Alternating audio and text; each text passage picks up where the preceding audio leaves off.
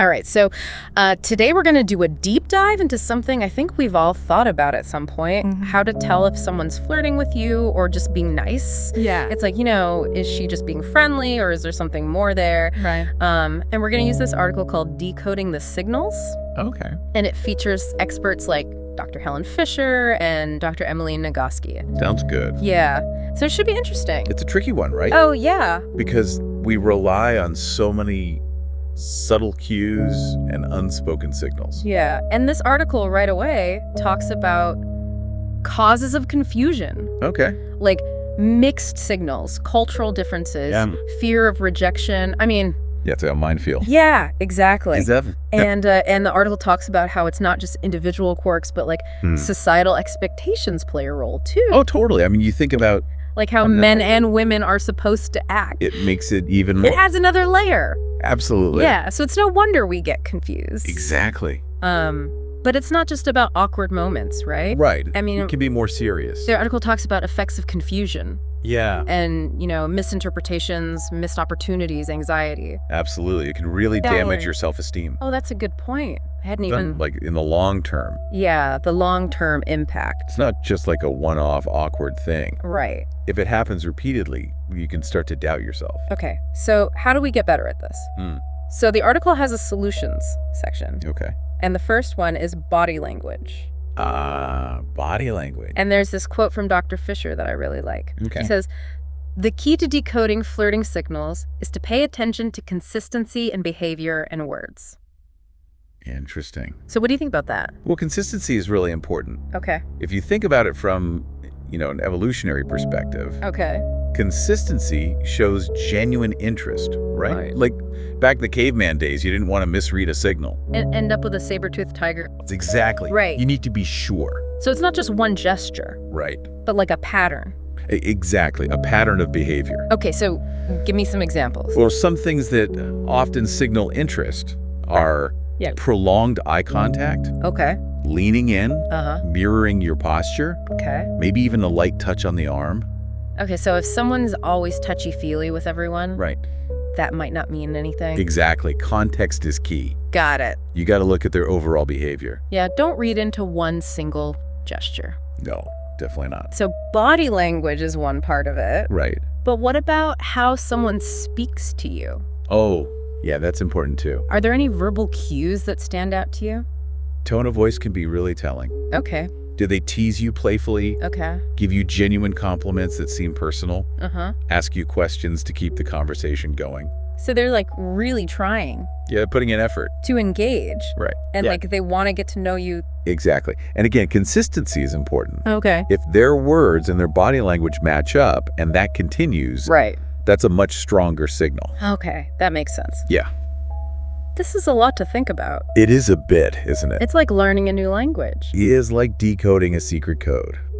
Speaking of connection, Dr. Emily Nagoski in the article talks about the importance of communication. Yeah. I like that because it's something we have a bit more control over. You're right. We can be proactive. Right. Sometimes the best way to cut through the confusion is just to be direct. But like in a respectful way. Of course, you don't want to be aggressive. No. Just honest and open. Okay, so what does that look like? It doesn't have to be a big dramatic thing. Okay. A playful, open-ended question can work really well. Like, You could say something like, "I'm really enjoying this conversation. Yeah. What are you up to later?" Or, "Are you always this charming?" oh, those are good. Yeah, just a little bit bolder. Okay. See how they respond. And even if the answer isn't what you want, Right. at least you know.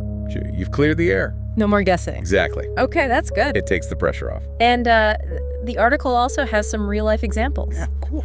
Let's get into those next. I think our listeners will really relate to them. Sounds good. Yeah, they're really interesting. So let's dive in. All right. I like those real-life examples. Yeah, me too. It's one thing to talk about body language and communication, like in theory, Right. but to see it all happen in real life Yeah, really puts it into perspective. totally. I was really into Alex and Jamie's stories. Oh, yeah? They both had those "is this flirting" moments, but they kind of approached it differently. So Alex was more about observing, right? Yeah. Trying to decode Sarah's body language, see if her words matched up, and then Jamie was more direct. Right. He just talked to Emily Yeah, had an open conversation. I thought it was interesting how they both ended up with, like, clarity. You know, like, there isn't one right way to figure this out. Right. It's more about, like, what feels right for you. Exactly. Some people are just naturally more observant. Right. And others are more comfortable just asking. And we got to remember what the article said about intuition. Oh, yeah. Trust your gut. Sometimes that gut feeling is right on. But we shouldn't just rely on that, right? Definitely not. It's best to combine it with what you're actually seeing and hearing. Like a hunch, but then you need evidence. Exactly. We're like detectives of love. I love that. But even good detectives mess up sometimes. Oh, yeah, for sure. So what are some, like, common mistakes we should watch out for? The article had that section on preventing misinterpretations. Yes. Avoiding assumptions was a big one for me. It's so easy to just jump to conclusion. Like one smile or one comment. And then we create this whole story in our heads. Right, and it might not even be true. Exactly. So active listening is key. Not just hearing the words, but like... really paying attention to what they're saying and how they're saying it. And their body language. The whole package. Like, you gotta be present in the moment. Absolutely. Not just waiting for your turn to talk. Right, you gotta be engaged. And the article also talked about open communication. Yeah. Like, if something's not clear, just ask. But do it in a playful way. Right, not like an interrogation. Yeah, exactly. It's more like, hey, are you flirting with me? But like jokingly. Exactly. But yeah, you gotta read the room. Oh yeah, for sure. Don't make anyone uncomfortable. Right. And then there's cultural differences too. Oh yeah, that's a big one. What might be flirty in one culture could be totally normal in another. Absolutely. A touch or a compliment. It can mean different things to different people. So we gotta be aware of those cultural norms. Especially when you're interacting with people from different backgrounds. That actually reminds me, have you ever like totally misread a situation? Like, because of cultural differences or just, you know, miscommunication in general. Oh, yeah. I've definitely been there. I know I have. It's embarrassing. It's all part of learning. Yeah, we've all been there. Oh, yeah, totally. Yeah. I remember this one time I was at a conference. Okay. And I met this person. And we were, like, totally vibing. Like, great conversation. Laughing. They even touched my arm a couple times. Oh, wow. Okay. Yeah, I'd be thinking flirting, too. Right. I was like, this is totally happening. But then as I got to know them better, I realized they were just like that with everyone. Oh, no. Super friendly, super tactile. So it's their personality. Yeah, it was just their way of being. Oh, man. That's a good reminder. It was a lesson for me to not get ahead of myself. Right. And remember that there are other possibilities. It might not always be flirting. Exactly. So what's the takeaway here? I think the article sums it up pretty well. Yeah. Be observant, be open-minded, be respectful. And don't be afraid to talk. Communicate. Yeah. Like, if you're unsure, just ask. Exactly. So much better than just guessing. It really is. All right, so we've covered a lot today. We have. About this whole world of flirting and misreading signals. It's fascinating, isn't it?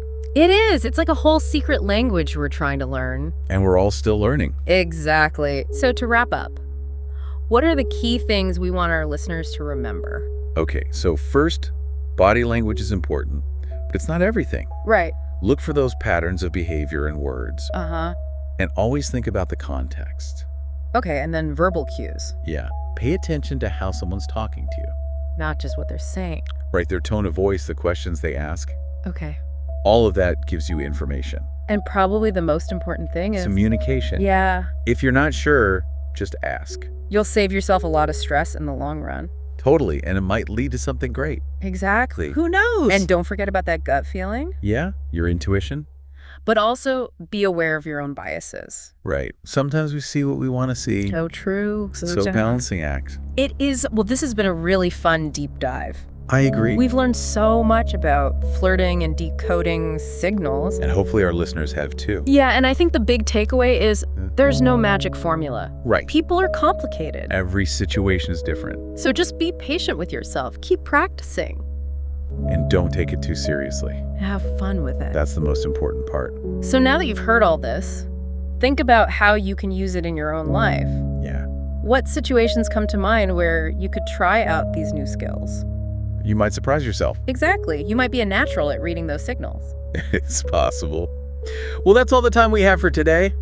Thanks for having me. Thanks for joining us, and until next time, happy decoding.